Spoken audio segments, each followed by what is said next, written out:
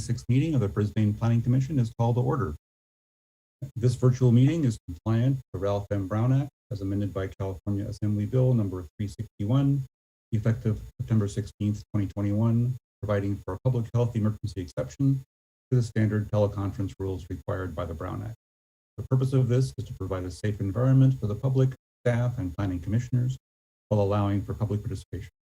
The Planning Commission meeting is being broadcast on Comcast Channel 27 and the city's YouTube channel at youtube.com/BrisbaneCA. The agenda materials may be viewed online at brisbaneca.org/meetings.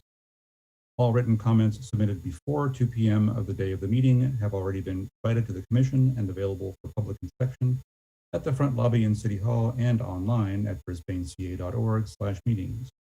Any writings received after the agenda has been posted, but after 2 p.m. of the day of the meeting, will be available online at the start of the meeting at brisbaneca.org/meetings, at which time the materials will be distributed to the Commission. For those who did not provide written comments, call-in telephone number was provided on the agenda, which can be viewed online at brisbaneca.org/meetings. The phone number and instructions will also be provided during the meeting. Participants in the Zoom webinar may make their comments through Zoom. Please note that Zoom participants will only be able to address the Commission verbally. I will announce time limits for public comment during the particular item as necessary. Staff, may we have a roll call of the Commission? Commissioner Funka? Aye. Commissioner Gooding? Present. Commissioner Patel? Aye. Commissioner Saison? Here. The record reflect Commissioner Lau is absent. May we have a motion, please, to adopt the agenda? I'll make a motion. Any second? I'll second. Voice vote, please. Commissioner Funka? Aye. Commissioner Gooding? Aye. Commissioner Patel? Aye. Commissioner Saison? Aye. All right. At this time, I'd like to ask if any members of the public or any commissioner would like to pull any item from the consent calendar. If so, staff will post the text and call number on the screen. Any Zoom participants who want to pull an item from the consent calendar may raise their hand by pressing the raise hand button or by pressing *9 on their phone if they are calling in. Staff will start a timer for 30 seconds for members of the public to ask to pull any item.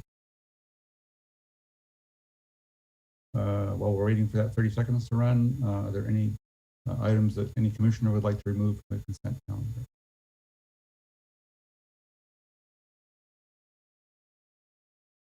Hearing none, we'll just wait for the time to run. 10 seconds.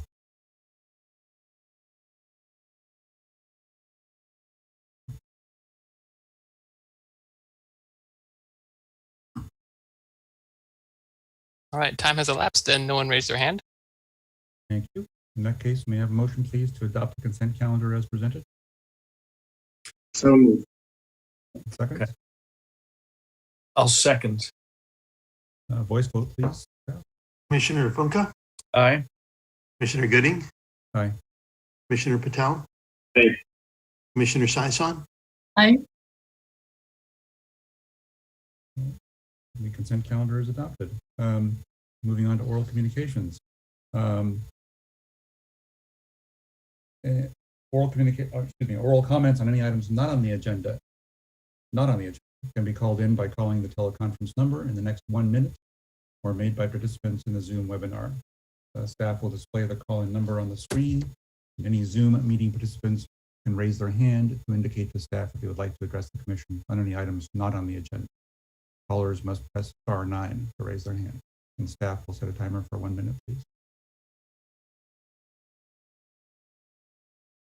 While we're waiting for that time to run, I'd like to acknowledge that we did receive one, I believe only one written item of correspondence. Is that still the case?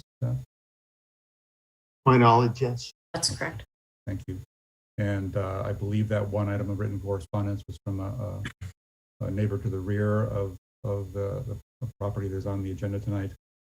And there's already been communication back from staff that member of the public we can discuss in the agenda item. 15 seconds.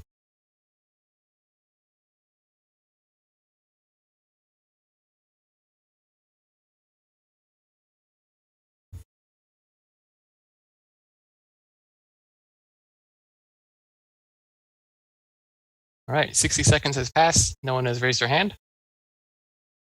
Very good. In that case, moving on to new and old business. I believe that brings us to the first item on the agenda, which is 3998 Bayshore Boulevard, use permit 2021-UP1, etc. Yes, thank you, Chair Gooding, and apologies for my voice tonight. I'm a little sick, so please bear with me as I sound very nasally. All right, so the request before you this evening is for use permit, grading review, and HCP compliance approval to develop a vacant approximately 9,000 square foot lot in the SCR01 zoning district with a new 3-story single-family dwelling with 2-car attached garage, an additional 2 parking spaces in the driveway. The proposal complies with all development regulations in the SCR01 zoning district as summarized in the staff report. It includes a combined 346 cubic yards of soil cut and fill and export of 144 cubic yards from the site. And the site is located within the San Bruno Mountain Habitat Conservation Plan area, hence the need to adopt an operating program in addition to any entitlements for its development. So to orient you to the site, this vicinity map shows the site outlined in orange, 3998 Bayshore Boulevard, again located in the SCR01 zoning district. It's also located in administrative parcel 2-03 of the HCP, otherwise known as the Brisbane Acres. A little different from our zoning district, the Brisbane Acres, obviously. So this lot is accessed via Bayshore Boulevard from the front property line, which is the eastern property line. And there is a roadway easement, McLean Road, that runs along the back of this parcel, along with 105, 107, McLean, and other lots on Bayshore.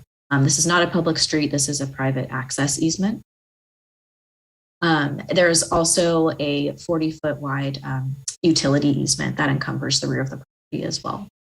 So this property slopes up from Bayshore to the west with a relatively level pad in the first 50 to 60 feet of the property line and a sharp rise about the middle of the property with a steady slope up towards the rear. The overall slope measured per the code is 20%. That's kind of averaged out, so it doesn't really reflect that very sharp rise in grade that you can see in the middle. And here are some photos. As you can see, that very flat portion in the front. Oh, and I should mention as well, the adjacent sites. So to the north, you have a commercial property, Suburban Propane. To the south, you have 4000 Bayshore, which is a single family home. And to the west, there is a lot previously owned by the Brisbane Housing Authority that's zoned RBA, Brisbane Acres Residential. So here's a photo showing a view from that very steep rise in the middle of the property. And there's a view of a eucalyptus tree, which the applicant has proposed to remove as part of this project, as described in the staff report. While it's a mature tree, it's also invasive and it's not protected under our code. So here's a look at the site plan. So I would direct the attention here. I've shown some graphics. So this is about 75 feet front setback. So a very generous buffer from Bayshore Boulevard, which as we know is a very busy arterial. And the parking on site, so there are 4 on-site parking spaces, 2 in the garage, 2 in the driveway. And then there is a turnaround space, which is shown, you can see this green rectangle here, that essentially the applicant had provided some turning radius diagrams in the plans, but essentially any of these cars could back into that spot and use it in order to back out and exit nose first onto Bayshore Boulevard. So there would be no backing up onto Bayshore, consistent with our municipal code and general plan requirements.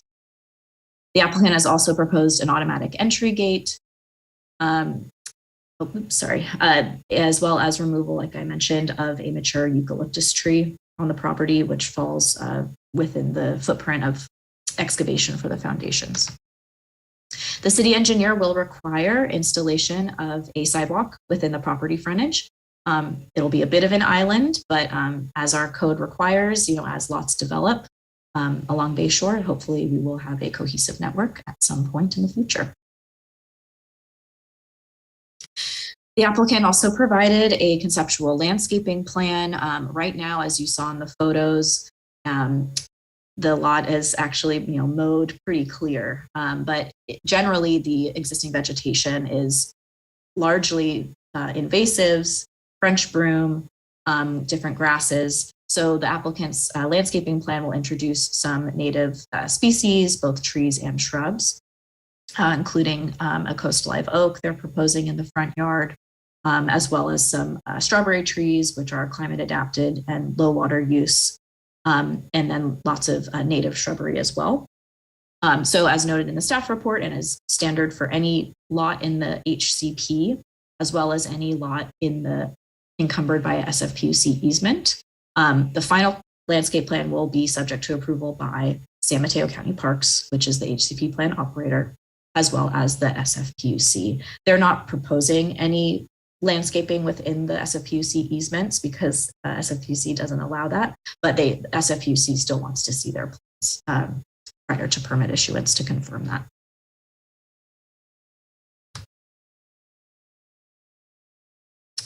So the design of the home, it steps with the hillside. So approximately where the existing sharp increase in topography is located in the middle of the lot, that's where the garage will be excavated, and the rest of the house will step up with the hillside. So at each level would be about like 2.5 stories, as you can see from the side. You can see here the automated entry gate, 6 feet high fence consistent with the district regulations.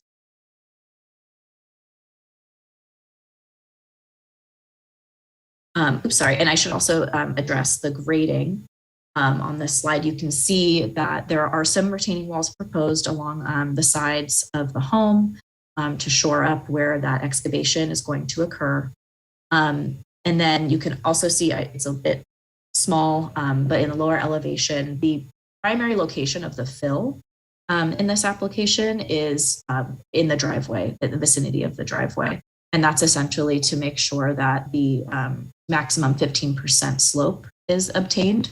The city engineer has imposed a maximum of 15% on this site, so that was necessary to achieve that.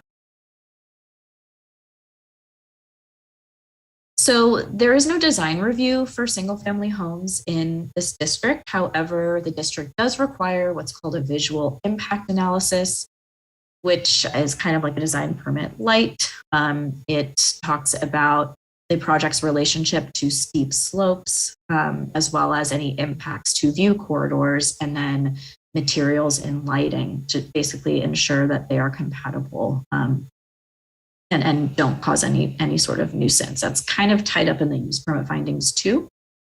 But the home in question, as stated in the staff report and described in detail in the findings, does step up with the hillside. Exterior materials include stucco in earth tones to blend in with the surrounding hillside. There also is landscaping screening incorporated into the design, as we saw in the landscape plan. So overall, the visual impact analysis finds that the impact of this particular design has been mitigated. I'm sorry, that picture that you just showed, I guess there's two, right? Uh-huh. In the top picture, is it the tall house to the right of the single, or is it not shown there? It is I would refer you to the actual plans in attachment J to the agenda report, which I can pull up after my presentation is done. But yeah, it is that the presentation slide. I know it's hard to see. So it is that it looks taller in that visualization, but as you saw in the elevations, no section of the home exceeds like 2.5 stories. I think it's the perspective that's kind of throwing you off there. Sure. Yep. That home at Okay. 4,000 Bayshore, for example, is a 2-story home. Yep. Anything else on that, or should I move on? Not for me. Thank you. Okay. All right. So moving on to the permit analysis and findings. The use permit. So in approving a use permit, the findings to be made include compatibility with adjacent uses and structures, conformance with the applicable general plan policies, as well as whether the use itself would be detrimental or injurious to the neighborhood or surrounding properties. So there's detailed discussion in the staff report, but basically this district has a broad variety of both residential and commercial uses in the S01 district. So this use would be consistent with the mix of uses, including another single family home right next door at 4,000, and then other single family homes at 105 and 107 McLean to the north. So the design has incorporated setbacks that exceed the minimum required for residential development in this district. So to provide a bit of an additional buffer, both to the existing single family home to the south, as well as the commercial property to the north. Commercial property to the north, as I mentioned, is Suburban Propane. So they have 2 above ground propane tanks on the site that would be about 85 feet horizontally away from this proposed new structure. There is no code requirement to limit new residential development in the vicinity of tanks. The code limits the establishment of new tanks in proximity to new residential, but it does not apply the opposite way.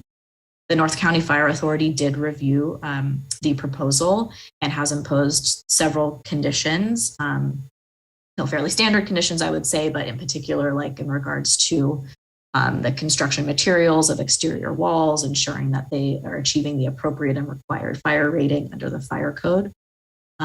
So they have reviewed the plans and will impose those conditions of approval, which are reflected in the resolution.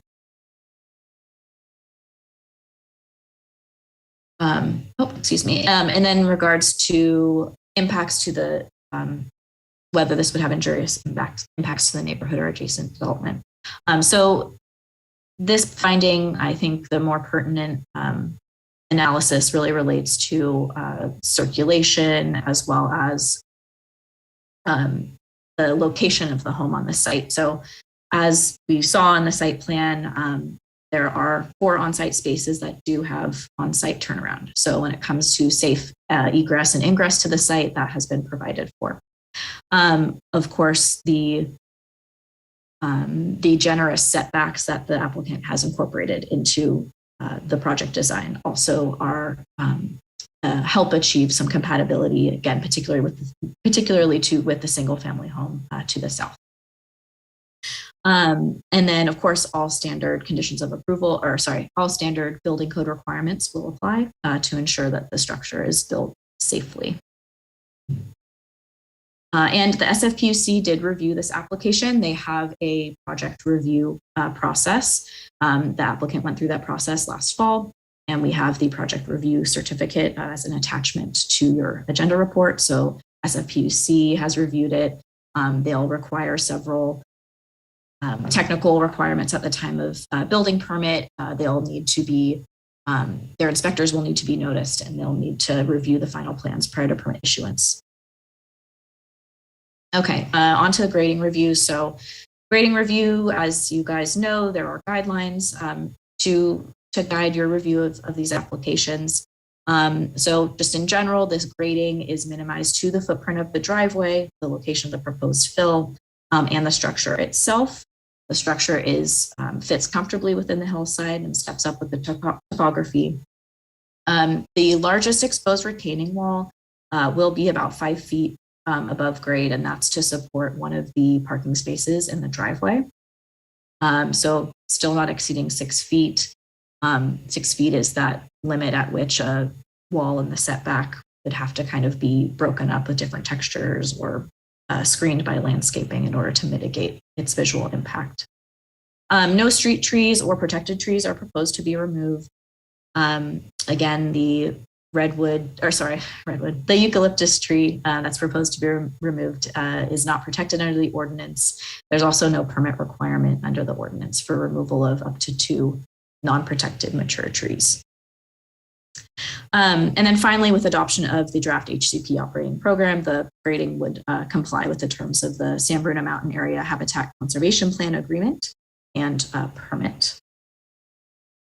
So speaking of HCP review. So a biological resources assessment was prepared in 2021 by Coast Ridge Ecology, which was attached to your report. That's required for any development proposal in the HCP. The report found, again, this is a highly disturbed site, not unusual, unfortunately, for lots along Bayshore Boulevard, not a ton of native vegetation to be found at all, and no larval or nectaring plants for the protected butterfly species under the plan. So the draft operating program, which was reviewed by the county, U.S. Fish and Wildlife, and California Fish and Wildlife, instead of requiring on-site dedication of habitat, the requirement is instead for payment of a mitigation fee that would essentially fund the city's acquisition of higher quality habitat elsewhere in the Brisbane acres. And I did want to again acknowledge, as the chair referenced, you got a letter from a neighboring property owner. Their concern hinged on a prior iteration of the project proposal that was referenced in the biological assessment.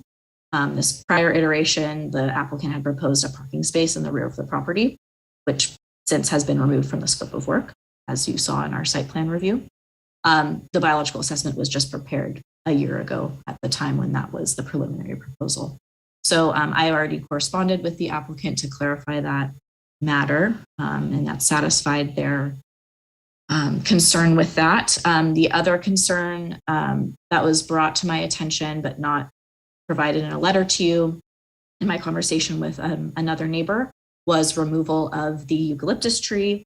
There was concern with, whether or not there would be stabilization impacts to the slope of the property, which our tree removal regulations don't always require don't always require like grinding of the stump or removal of roots underground. So just to kind of clarify how our ordinance addresses slope stability, it doesn't really require the slope to be dug up in order to remove the tree. But that property owner, I don't know if they're here tonight, they may address you. Staff would suggest at this point a modification to the draft resolution of approval, should you guys move to approve this project. That would basically require the applicant to consult with the neighboring property owner to ensure that removal of this tree, which is in the vicinity of the other property, is done in a manner that satisfies the property owner's concerns about slope stability prior to its removal. And then I would also note another modification should you move to approve this application. Condition of approval M as in Mary 3. There is a typo in that. There are some provisions for roosting bats that do not apply to this property. And I would suggest that those provisions be stricken from the resolution should you approve it. And that is all for my presentation. I'm happy to answer questions. Do you want to go around the horn and see if any commissioners have any questions? Commissioner Funka, do you have any further questions? I'm curious with respect to the tree and the grinding of the stump and that having been done sort of in consultation with the neighbor. What is the what power does the neighbor have? All the tree being, I guess, on this. What could they say? Well, I'm not satisfied.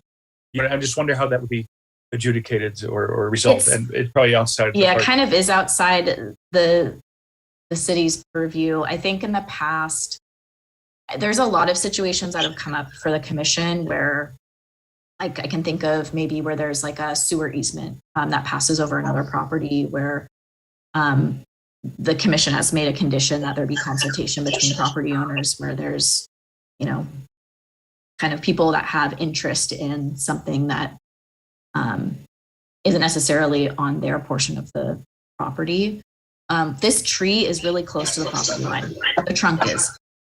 So the canopy, you know, sorry, I don't have photos of it, but the canopy, I'm assuming, probably extends a bit over this property, and then probably any roots do go over a property line. So at this point, it really is more of a neighbor to neighbor mediation situation. But it's something the commission could, you know, as a condition, just require that the applicant demonstrate good faith that they reached out to the neighbor who had a concern. Gotcha. Okay. I know I'd be happy if my neighbor removed their eucalyptus tree. I would have no objection. And I have one question just for my general education. I hope it's not too off topic, but you know, there's that other house along Bayshore where a lot of the slope is retained with like just with concrete, essentially. And I just wonder what would be the view of that now in terms of approval? Would that meet the conditions of approval, or was that done at another era? Or is that Are you thinking of 4050 Bayshore, that house that's at the very end, kind of? To the south of all this, yeah. I'm just wondering if you have any comments about that. Well, the grading. So, are you asking about the guidelines for grading review that talk about? Yeah. Walls? Would that be? And can you just retain it and just pour a bunch of concrete over it? Or yeah, I mean, the guidelines don't like prohibit retaining walls, and certainly some sites really do require all walls, depending on their topography. I think what the guidelines really are asking or expecting from applicants is that they're kind of thoughtfully designing these walls so that from a design standpoint, they are not massive and looming, you know, that they're screens, that they're textured, that, you know, they're broken up where they can be, or terraced, you know, those sort of kind of design based concerns. It's not necessarily prohibiting retaining walls in general that exceed 6 feet. okay. All right. Thank you. Okay, thanks, Commissioner Patel. Any questions of staff?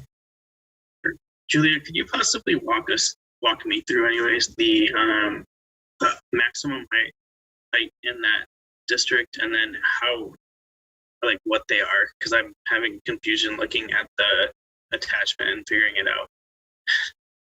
Oh, okay. So the maximum height in this district is 35 feet.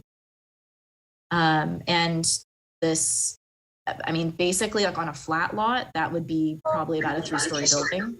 Mm. On a sloped lot, it could still probably be a 3-story building.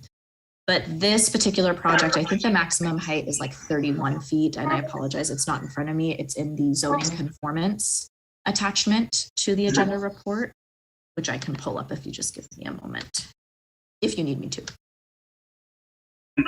If you could just pull up, like, I'm looking at the picture where it's like a side view with heights and from the back to the slope, and then one from the front to the slope. Sure. Let me get the project plans up.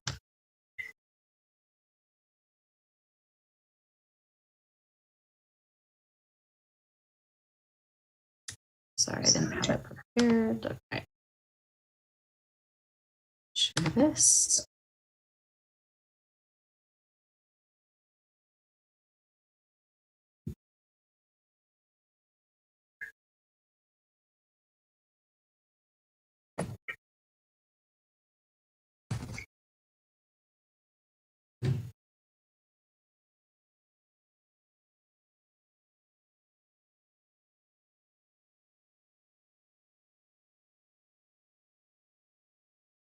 Okay. So did you want to look at a side elevation? Yeah, that'd be perfect. Sure. Okay, here's one. This is looking from the north.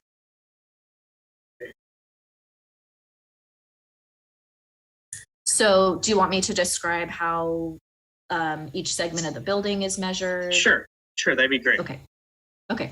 So our height measurement is based on the height of each individual segment of a building.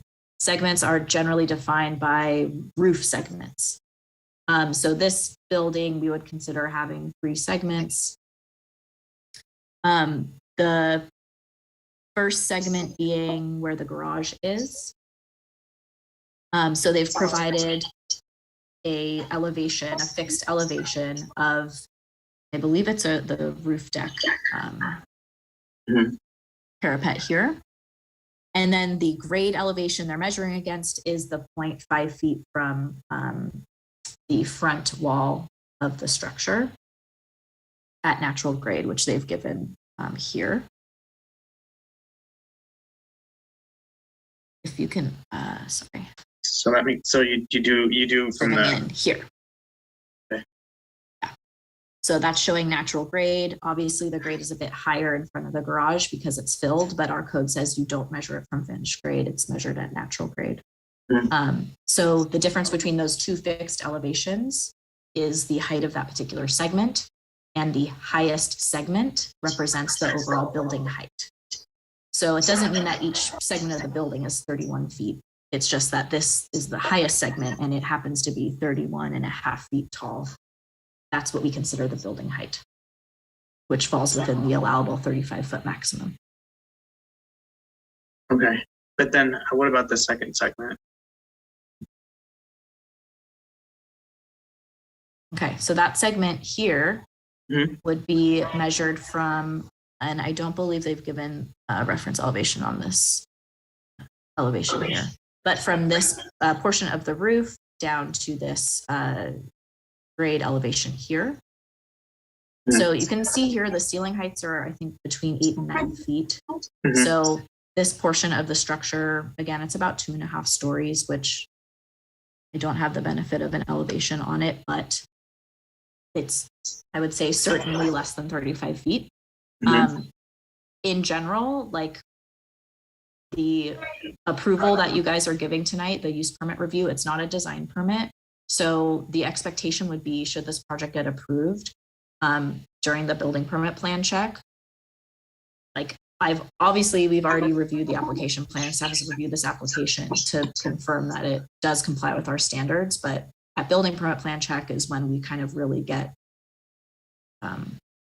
fine-grained, like, you know, I would require, like, for example, on this particular elevation, that the fixed elevation of that roof be provided. But generally, it's fairly clear that that segment does conform. And it would need to conform at time of building permit. That's the bottom line. And then is the last segment, that measurement is taken from the rear slope of the building? Is that how that works? Yeah, it's taken, the fixed grade elevation is 5 feet from the building wall to the rear and side property line, which they've provided here, about 525, and then the elevation of the flat roof and the difference of those two, which they've dimensioned at about 21 feet. So if, I was just wondering, if, just because I want to know for myself, if we're looking at another project, and let's say it's just like there's not 3 segments, it's just 1 segment. Could they have just had 1 roof and then used the back property line as the roof line? Or the front would have been way larger than the 37 feet, right? If this was just a box, yeah. If it was just 1 flat wall plane, yep. one flat roof and another flat wall plane, yeah. The height of the building would be basically measured from the lowest point of grade, which would be towards the front, to the highest point of, well, the roof elevation doesn't change. But yeah, it would be a taller building. If the roof of the first segment was over here, was up here, right? That's kind of the scenario you're describing. Right. Then yes, it may be over 35 feet if that was the design, but that's not. Okay. They've stepped it up to. And okay, but it would be if it was just a box, it would be measured from the front, you couldn't measure from the back and say, well, the back wall is 35 feet, so that it doesn't matter that the front wall is higher. If it was just a box on this slope. Does that make sense what I'm asking? If the height of the segment was 35 feet, Mhm. and it was one building segment, Mhm. and it was 20 feet if you measure from the rear, but 35 if you measure from the front, then the height of the building is 35 feet. Okay. It's What if always it's- going to be the higher. Oh, okay, got it. Okay. But because this is in segments, you use the slope at the beginning of each of the segments. Correct.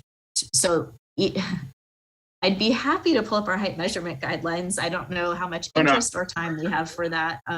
But generally, each segment is measured, the front and rear segments are measured both to the front and to the sides. Whatever the tallest measurement is, Mhm. that's the height of that segment. And then whatever the tallest segment is, that's the height of that building. That's how Got we it. measure code conformance. Yeah. Okay, thank you. Yeah, and I think that to Julia's point earlier, the use permit that we would be granting today would be conditioned on their following procedures for the building permit in due course, which would then require the actual site plan review, specific dimensions that are a little more granular than on the current plan. Did I get that right, Julia? Yes. Alrighty. Any other questions on Dip? No, thank you. Commissioner Sayasan, any questions? I have no questions, but thank you, Julia. That was a very thorough report. Yeah, I agree. I had one question, if I can recall what it is now.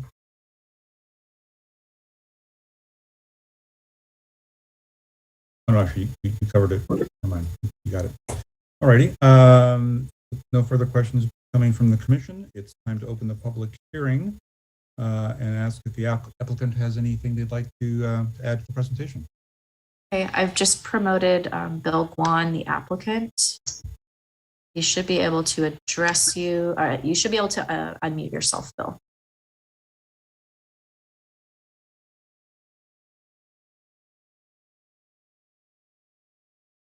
Hi, Mr. Kwan, this is Okay, we can hear you. Is there Yeah, anything you'd like to add to the presentation? good evening. I'm gonna give you guys a very short introduction. Hopefully you can catch the game before we finish. Thank you, Julia. It was a great presentation.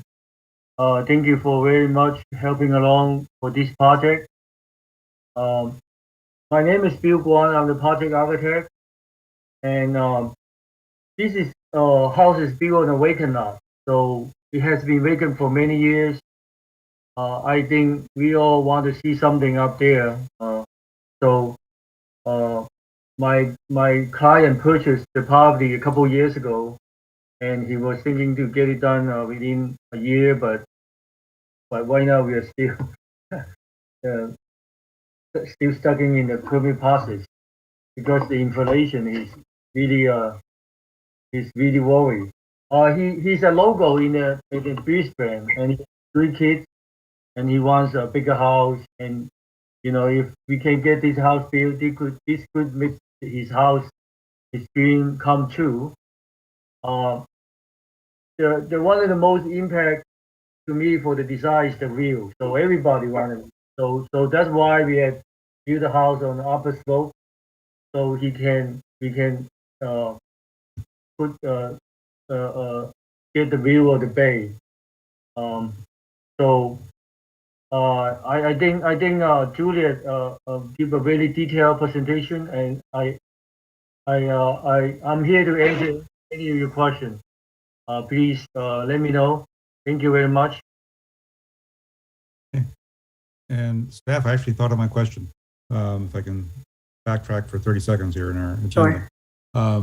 And my question was kind of about the property to the south, which is the single family dwelling. Uh-huh. If I can articulate this in a way that without having a pointer and a diagram. Since this property is right next to their property, essentially, is the proposed dwelling set back far enough on the property that it doesn't actually abut the existing built single-family dwelling directly. I believe that to be the case.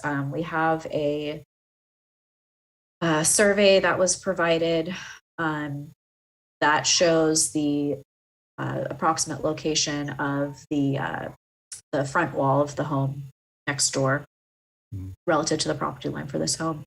But yeah, so the setback that's proposed is 75 feet 9 inches, which I'm trying to see if we have a good view of plans.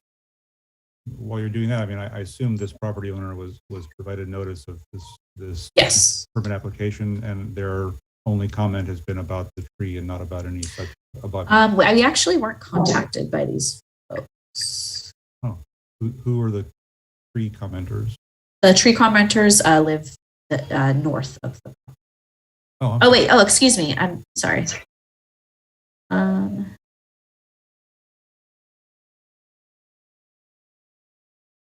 Oh, actually, the tree commenters live at 107 McLean. Okay. Interesting. Let me share this with you guys.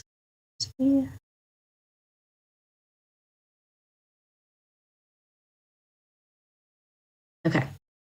So the site plan here shows the neighboring home. Looks, and again, this isn't, I mean, it's a survey, but it shows the relationship to the adjacent development. So yeah, the front wall of the building is significantly behind the rear wall of. So we aren't putting a single structure family. right up against another structure.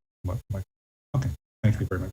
There's also a commercial building that's shown here to the north. Yes, It's also yeah.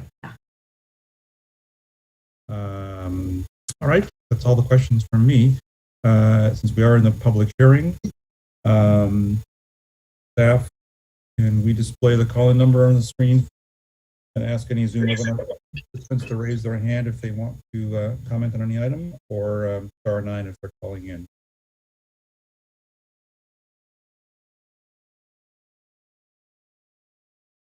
We'll monitor that for 2 minutes to see if there are any public comments or questions. I just want to remind the audience that each caller will have one opportunity to address the commission.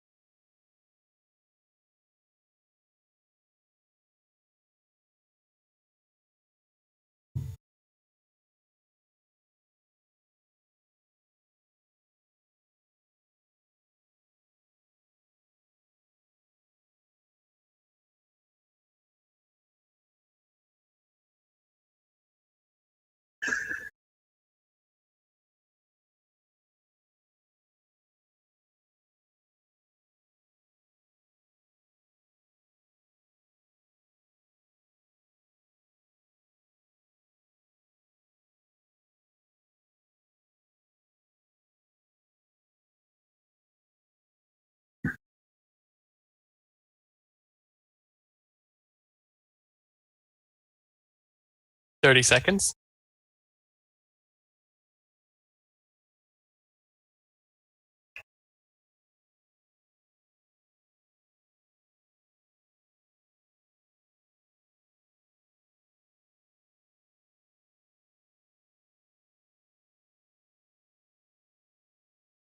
Ten seconds.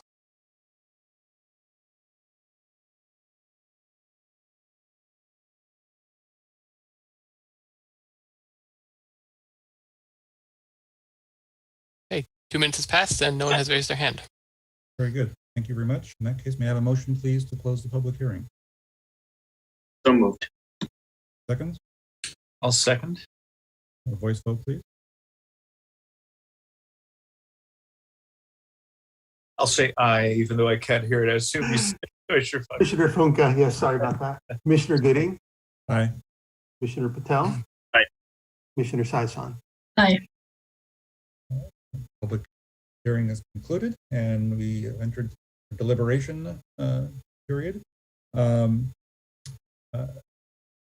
for each commissioner to share their comments individually if they have any. Commissioner Funka, any comments? I have no comments. Commissioner Patel? No, thank you.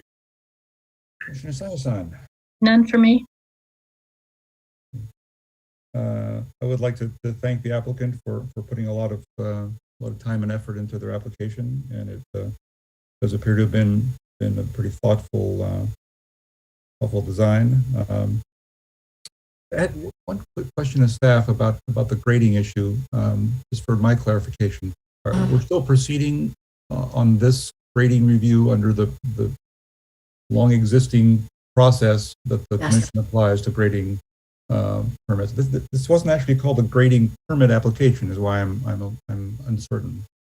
It's called Grading review is what we've termed it. Will there be I think. Will there be a subsequent grading permit along with the building permit? Or? Oh, yes. Okay. All right. Yes. And we expect probably by then we may have the benefit of the council's wisdom on the new grading permit processes, right? Won't be reviewed. This is your review of the grading permit application. You will not be reviewing the grading planning. Okay. Got it. Okay. In that case, may I have a motion regarding these?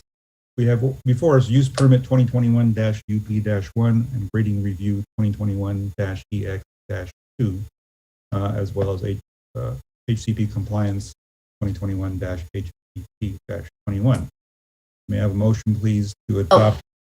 Through the chair, just a reminder to modify the condition M3. Yep. And then if you wanted to require to stipulate that the tree that's removed, that there be neighbor consultation. I was going to request a motion to approve the permit and the review and the compliance applications with the conditions proposed by staff, with the edit mentioned by staff earlier, and with an additional condition that the applicant consults with the neighbor regarding the impact of the tree removal on stability.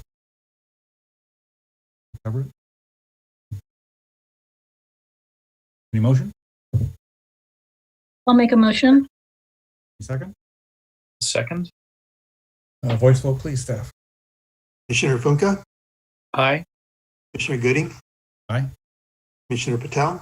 Aye. Commissioner Sawasan. Aye. The motion carries. Thank you all.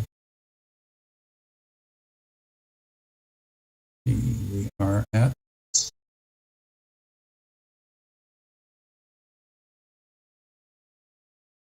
any items initiated by staff?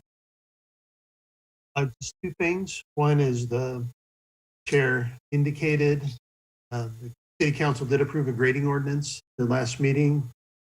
So it'll be effective at the reading, and then it'll be effective 30 days thereafter. So we'll send you a copy of the revised ordinance. When Yeah, sorry, Don, on my end, you broke up a little bit. Could you just repeat the when it becomes effective? I'm not sure the exact date, it's approximately 30 days. Okay. And the other item is the Google Bus application was appealed, your denial and revocation. Council heard it and continued it. So that's subject to further review. They did hear it their last meeting, but they did continue it for more information. I'll keep you apprised of how that proceeds. Great. Very much.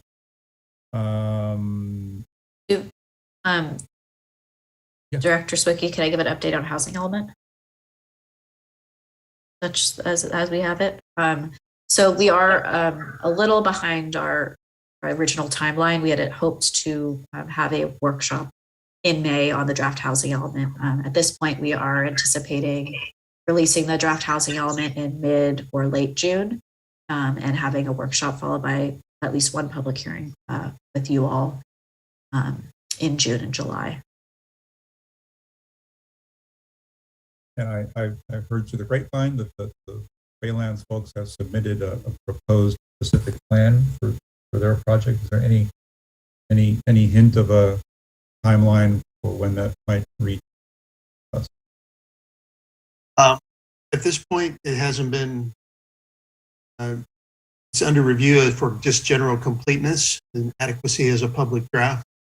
And I don't expect the iteration we have will satisfy that particular requirement. So I suspect there'll be further revision to it in the near future. Okay, thank you. Any items initiated by any commissioner? Not for me. All right. In that case, we now reach my long anticipated selection of planning commission officers. And I've forgotten the process here. Can I nominate, or does it come from others?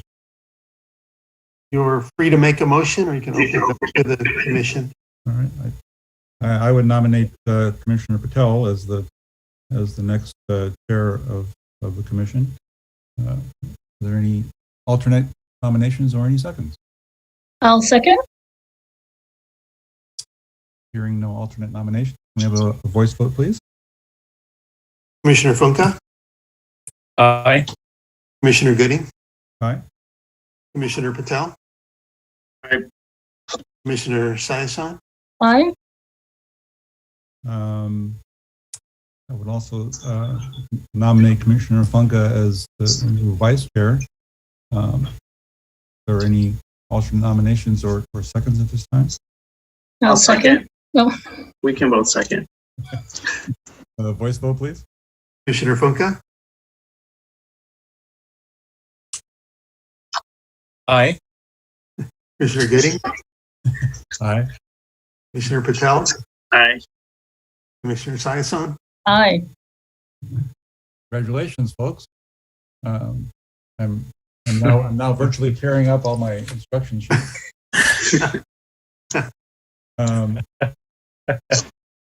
When is the next? Congratulations. And thank you both for taking it on. When is the next meeting? The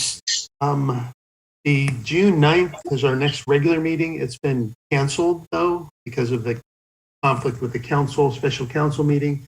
So Jeremiah, the next meeting date would be The 23rd. 23rd. Very good. In that case, this current meeting is adjourned until the next meeting on the 23rd. Thank you all very much, and good night. Good night, night. everyone. Good night. Thank you. Aye, we won.